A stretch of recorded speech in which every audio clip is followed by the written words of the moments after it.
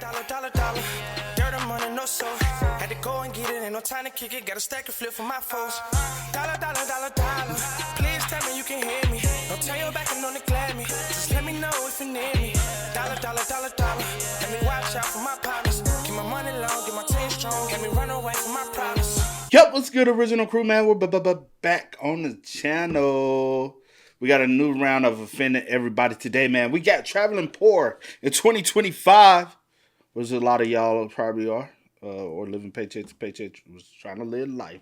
It's hard out here. It's hard out here for. It is hard out here. Maybe y'all need to sit y'all ass home then. You said maybe we need to do what? Sit y'all tail at home.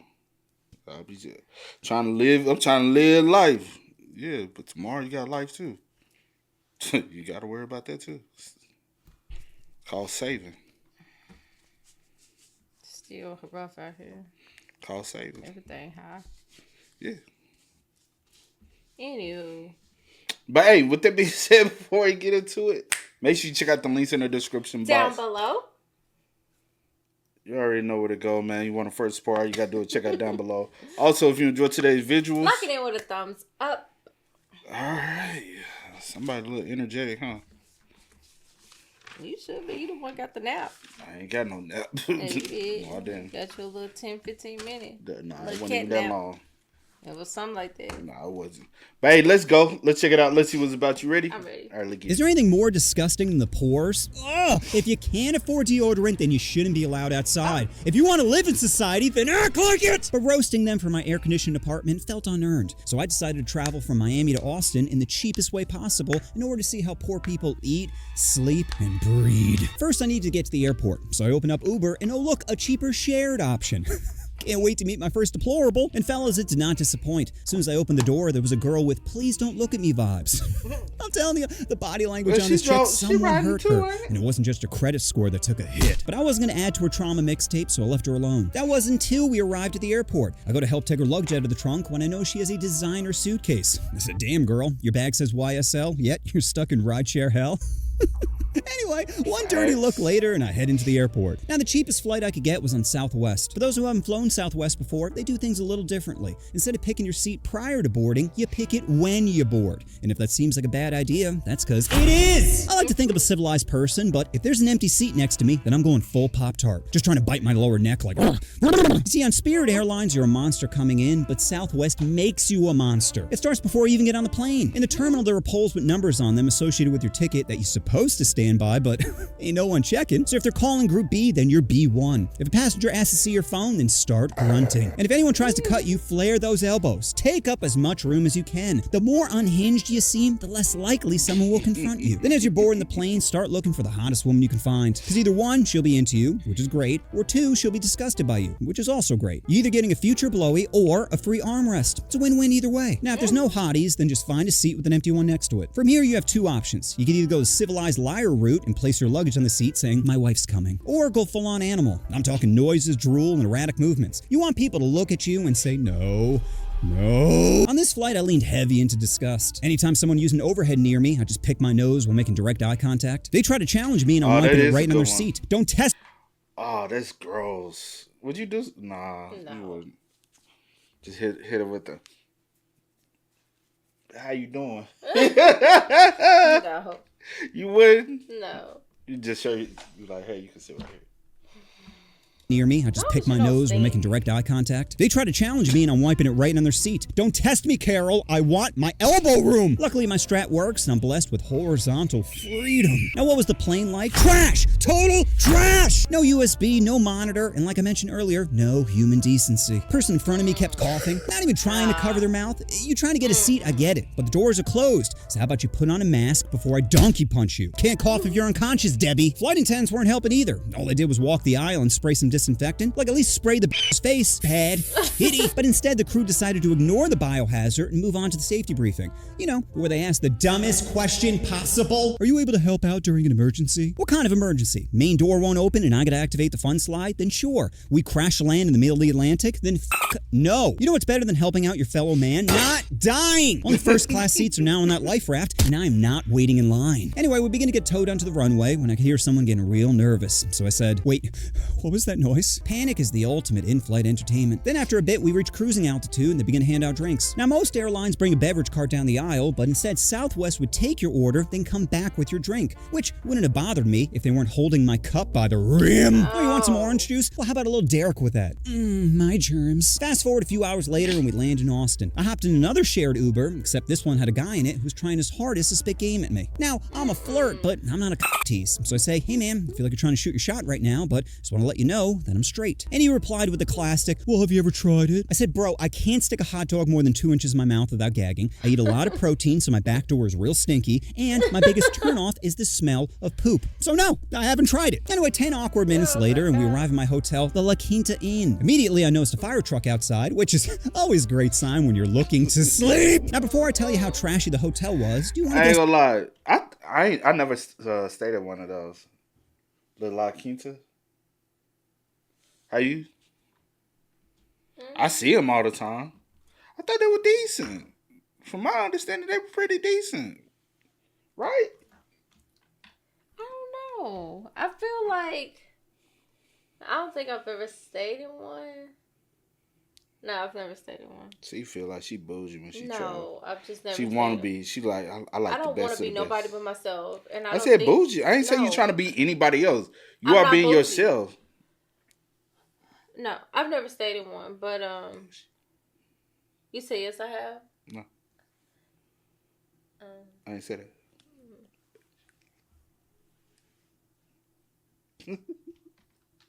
Okay. Oh, what type of hotel you like to stay at? I like to stay at a hotel, no motel, no holiday. I just need to stay at something that feels comfortable. Like if I walk in it and I get bad vibes, it's a no for me. She said it got to be bright and vibrant, no dark and gloomy. Like, I promise you, I'm not staying. Like last time, I walked in there. First of all, y'all had me waiting forever. Why? Which I was patient. I'm a very patient person. While y'all did y'all little shift change, which was kind of weird. I feel like y'all should have. Anyway, it smelled like it was dark and gloomy. It smelled like piss in there.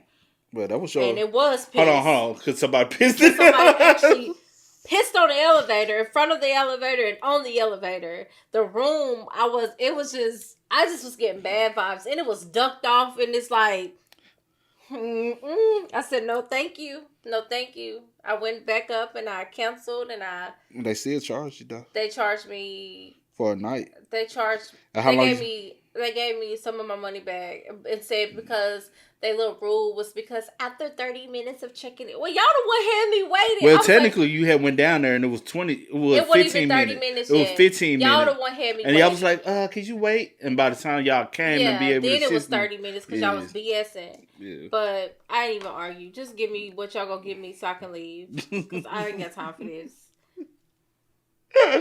All right, look at little bougie, huh, y'all? No, I get bad vibes. I listen to my.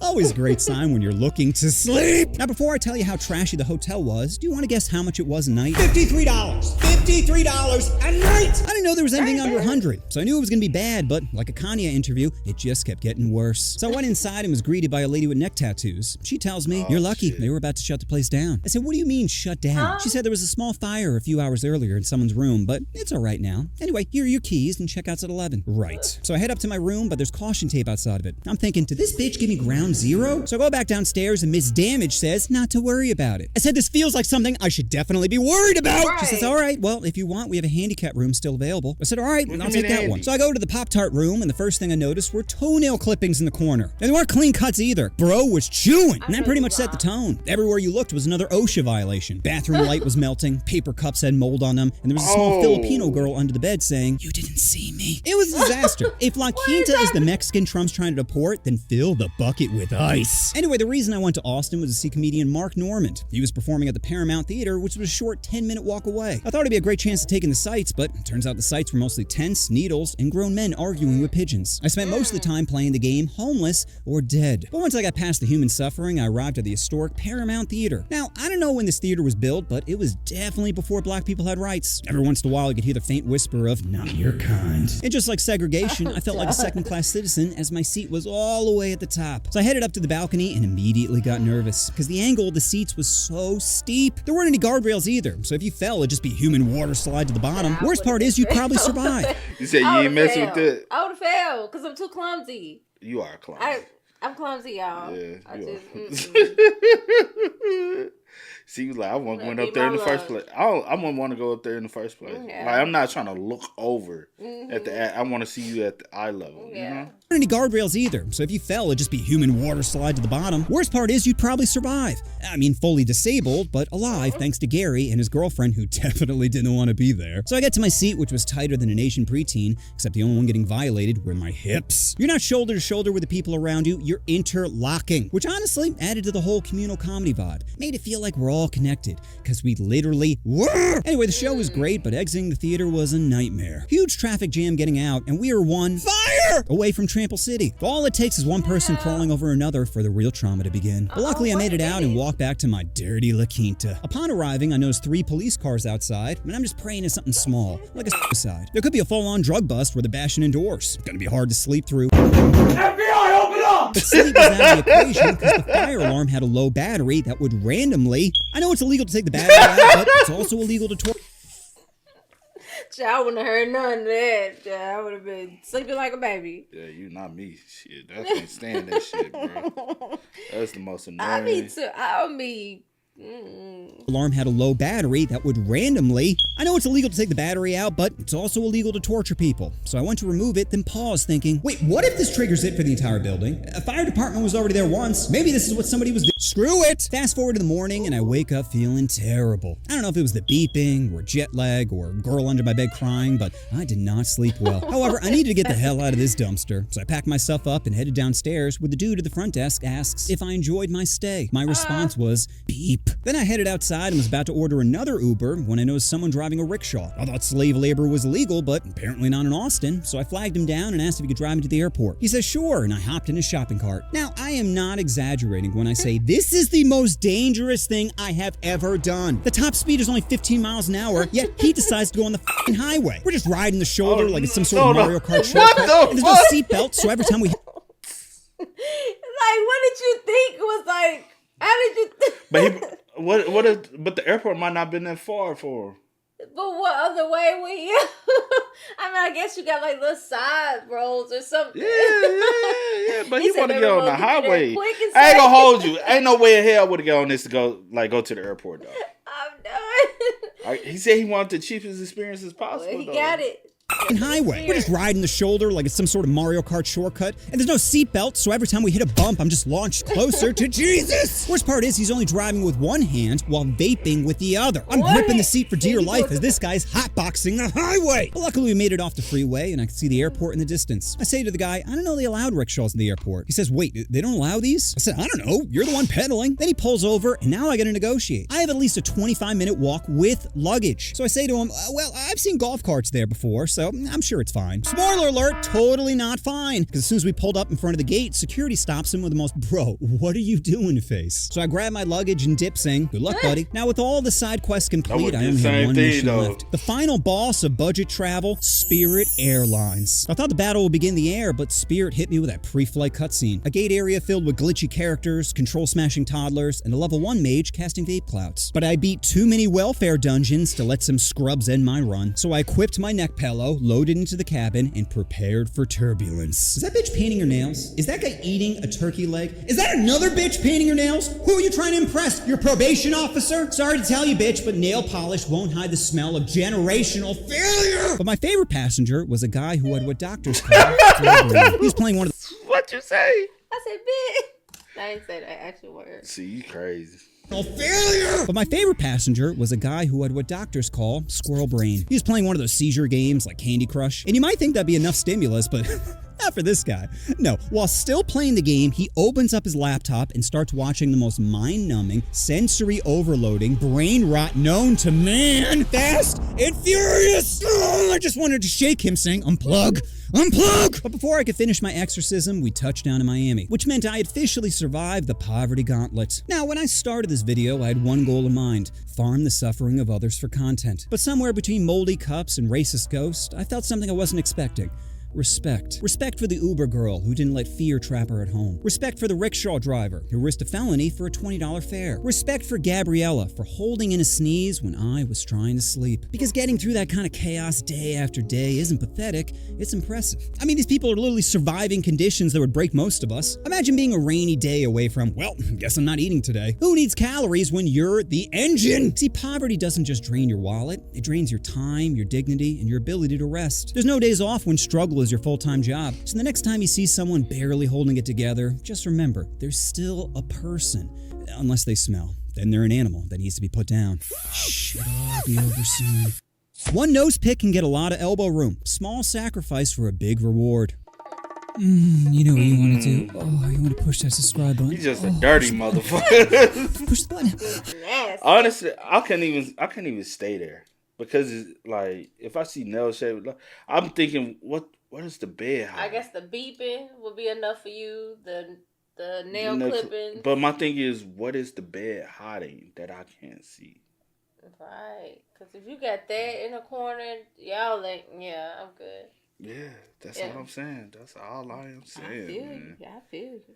Hey, y'all spam us up in the comments, man. Let us know y'all thoughts about it for us in the comment section down below. But until next time, y'all know how it go, man. I do go for the name DJ the Kid. This is Here in the post. We are. Kid and C. We out. Ain't no time to kick it, got a stack of flip for my foes. Dollar, dollar, dollar, dollar. Please tell me you can hear me. Don't turn your back and don't neglect me. Just let me know if you need me. Dollar, dollar, dollar, dollar.